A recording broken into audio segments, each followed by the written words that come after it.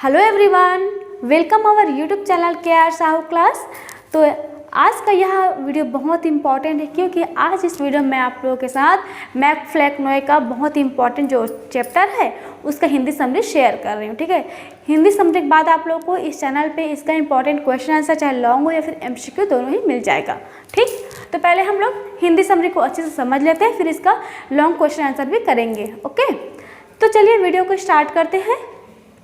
Video start करने से पहले मैं आप लोगों को ये कहना चाहती हूँ, अगर इसको आप लोग को अच्छे समझना है तो वीडियो को पूरा तक देखिएगा। चैनल पे नए चैनल को सब्सक्राइब कीजिएगा क्योंकि मैं ऐसे ही इंपॉर्टेंट टॉपिक पर आपके हेल्प के लिए बिना शुल्क का क्या वीडियो लाते रहते हैं जो आपके एग्जाम के लिए काफ़ी ज़्यादा इंपॉर्टेंट होते हैं। साथ में नए नए ट्रिक्स बताती हूँ जिससे कि आपका जो एग्जाम में ज़्यादा से ज़्यादा आपका अच्छा % आ सकता है। ठीक है ना, तो चलिए स्टार्ट करते हैं वीडियो को।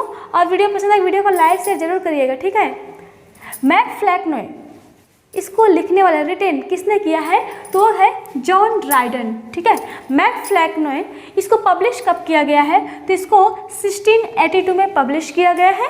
ठीक है, इसका जो सब टाइटल है काफ़ी फेमस है, जो है a satire upon the true blue protestant poet TS। अब यहाँ पर TS का मतलब क्या है, यहाँ पर हाफ में लिखा गया है। TS का मतलब होता है थॉमस सैडवेल। ठीक है, जो आगे मैं आप लोगों को बताऊंगी। ये जो है रेस्टोरेशन एज का है, मैकफ्लेक्नोय इस टाइम का है। ठीक है, अब इसमें आपको 2 कैरेक्टर देखने को मिलेगा। उससे पहले मैं आप लोगों को बता देती हूँ कि जो मैकफ्लेक्नोय यहाँ पर जो टाइटल है, ठीक है, टाइटल तो मैकफ्लेक्नोय है लेकिन लिखा किस पर है तो सन ऑफ फ्लेक्नोय पर लिखा गया है। यहाँ से फ्लेक्नोय को लिया गया है, फ्लेक्नोय को लिया गया है और यहाँ पर सन किसे कहा गया है तो सन किसे कहा गया है, इसी को थॉमस सैडवेल, इसको सन कहा गया है इस पोइट्री के अंदर में। जो मैं स्टोरी जब आपको बोलूँगी तो आपको समझ में आ जाएगा। ठीक है, अब मैं आप लोग को बता रही हूँ जॉन ड्राइडन इनके एज में जब ये पोइट्री लिखते थे, है ना, लिख रहे थे उस टाइम और कौन कौन से पोएट थे जो पोइट्री लिखते थे।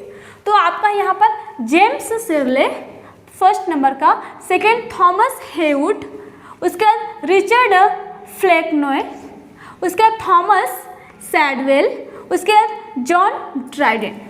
ये सभी जो पोएट हैं वो एक ही टाइम के हैं।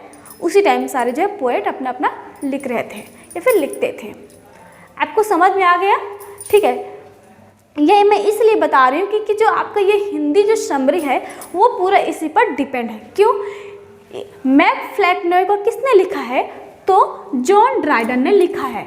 अब इसमें लिखा क्या क्या है आपको ये पहले समझना जरूरी है, स्टोरी को समझने से पहले, तब समझ में आएगा। ठीक है, मैकफ्लेक्नोय एक सटायर पोएट्री। क्या सटायर का मतलब होता है उपहास करना। ठीक है, मतलब जब 2 लोग हैं, 2 एक ही फील्ड से हैं, जैसे कि एक्टर, एक एक्टर क्या करता है दूसरे एक्टर का क्या करता है उपहास करता है, बोलता है कि इससे ज़्यादा अच्छा एक्टिंग मैं कर सकता हूँ। वैसे सिंगर, एक सिंगर दूसरे सिंगर का क्या करता है उपहास करता है कि इससे अच्छा तो मैं गाता हूँ। आजकल तो यूट्यूब पे भी आपको देखने को मिल जाएगा, एक टीचर दूसरे टीचर को कहता है कि इससे अच्छा तो मैं पढ़ा सकता हूँ, मैं सिखा सकता हूँ। तो ये क्या है उपहास करना। वही चीज़ को यहाँ पर जॉन ड्राइडन ने अपने पोइट्री में किया है। जॉन ड्राइडन ने क्या क्या उपहास किया है, किसका उपहास किया है तो थॉमस एंड रिचर्ड फ्लेक्नोय, इन दोनों को खूब इन्होंने क्या किया है, कहा जाए इनको उपहास किया है, इनको एक तरफ से कहा जाए इनको नीचा दिखाने का प्रयास किया है, या फिर इनके टैलेंट को कहा है कि तुम लोग बेवकूफ़ हो, तुम लोगों को कुछ नहीं आता है, जो भी आता है मुझे आता है। इस तरह से जॉन ड्राइडन ने अपने मैकफ्लेक्नोय में, ठीक है, बताया है। इससे जो रिलेटेड है इसीलिए मैं आप लोगों को इसको बता रही हूँ। ठीक है, अब देखिए जॉन ड्राइडन इनके अलावा 4 और पोएट थे। ठीक, तो इन्होंने क्या किया, इन्होंने कहा कि इस एज का सबसे ज़्यादा ज्ञानी कोई है तो मैं हूँ जो सबसे बेटर पोएम लिख सकता हूँ, बाकी सब बेवकूफ़ है, नॉनसेंस है, स्टूपिड है, इनको कुछ नहीं आता। समझ आ गया आपको यहाँ तक? और जॉन ड्राइडन ने मैकफ्लेक्नोय को इन पर लिख डाला। जब इनको बेवकूफ़ समझते हैं तो इनको स्टोरी में बेवकूफ़ बना करके ही पूरा शो कर दिया गया। ठीक है, यहाँ तक आप लोग को समझ में आ गया। सटायर मतलब से उपहास करना, किसी को क्या करना, नीचे दिखाना, अपने आप को क्या करना, अच्छा बोलना, अपने आप को ज्ञानी बोलना और सामने वालों को स्टूपिड, मूर्ख समझना। ठीक, तो अब हम स्टोरी को स्टार्ट करते हैं। देखिए, सबसे पहले मैं आप लोग बता दूं, इसमें 2 कैरेक्टर हैं। एक तो है रिचर्ड फ्लैक्नोय, जो कि इस पोयम में फादर का रोल करेंगे, जो एक पोएट थे इनके एज के। सेकंड नंबर पर है थॉमस सैडवेल, जो कि फ्लैक्नोय के क्या बने हुए हैं, बेटा। आए बात समझ में? इसीलिए यहाँ पर मैक फ्लैक्नोय की जगह सन ऑफ फ्लैक्नोय पर पोयम लिखी गई है। यहाँ तक क्लियर हो गया। अब हम अपना स्टोरी को स्टार्ट करते हैं। देखिए, जॉन ड्राइडन ये लिखते हैं अपने पोयम की स्टार्टिंग में कि एक किंगडम है। किंगडम जो कैसा किंगडम है, किंगडम ऑफ डलनेस, जैसे नॉनसेंस। ऐसा राजा है जो एकदम मूर्ख है, और मूर्ख किसे माना गया है, यहाँ पर फ्लैक्नोय को। अब इसके नज़र में तो बेवकूफ़ है ना, तो उसके बारे में जितना हो सके उतना हिंसा करेगा, जितना हो सके उतना उसको बेइज्जती करेगा, उतना उसको मूर्ख बनाएगा। समझ रहे हैं ना, नॉनसेंस बोलेगा। तो वही काम यहाँ पर ड्राइडन ने किया है, अपने आप को महान पोएट बोला और इन लोगों को एकदम निम्न तरीके से क्या है, गिरा करके इनका नाम ले करके पूरा मैक फ्लैक्नोय को लिख डाला। समझ में आ गया ना? तो क्या हुआ, मैक फ्लैक्नोय ने कहा है जो रिचर्ड फ्लैक्नोय है वो फादर हैं और वे राज्य कर रहे हैं, अपने राज्य गद्दी में बैठे हुए हैं और एकदम बेवकूफ़ है। ठीक है, बेवकूफ़ है, उन्हें कुछ नहीं आता, उनके प्रजा भी मूर्ख बन चुकी है। अब जब मूर्ख राजा गद्दी पर बैठा तो प्रजा भी तो मूर्ख हुई ना, तब तो चल रहा है, ऐसा है कि नहीं है।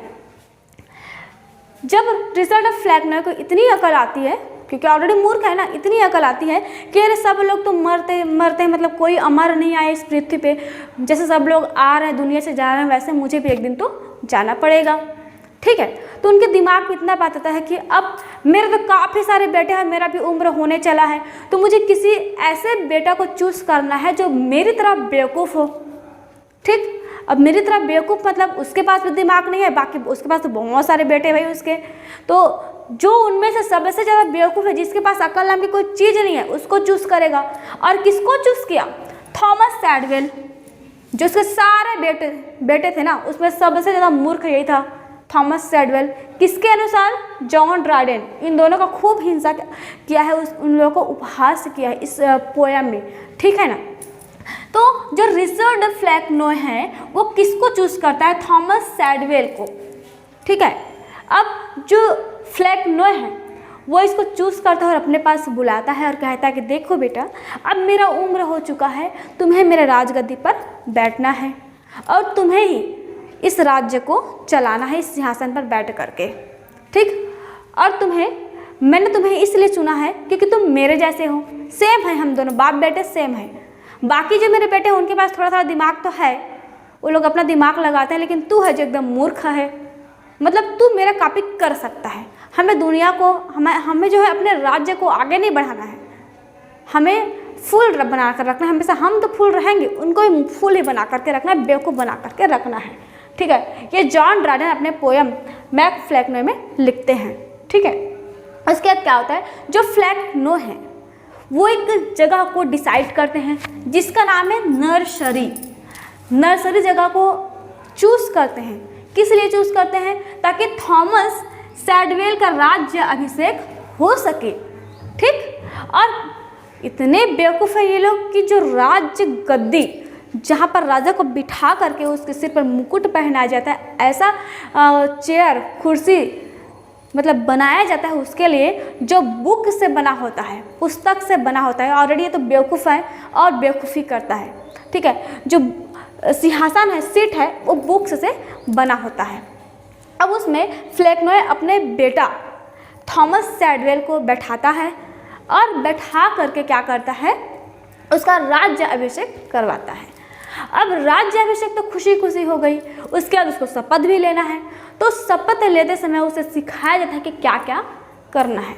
तो फ्लैक्नोय ये सिखाता है कि देखो बेटा, तुम्हें अपने राज्य को बेवकूफ़ी तरीके से क्या करना है, निभाना है। तुम्हें बेवकूफ़ बन करके हमेशा रहना है। तुम्हें अपने प्रेम का मानना है, दिमाग का यूज़ बिल्कुल नहीं करना है।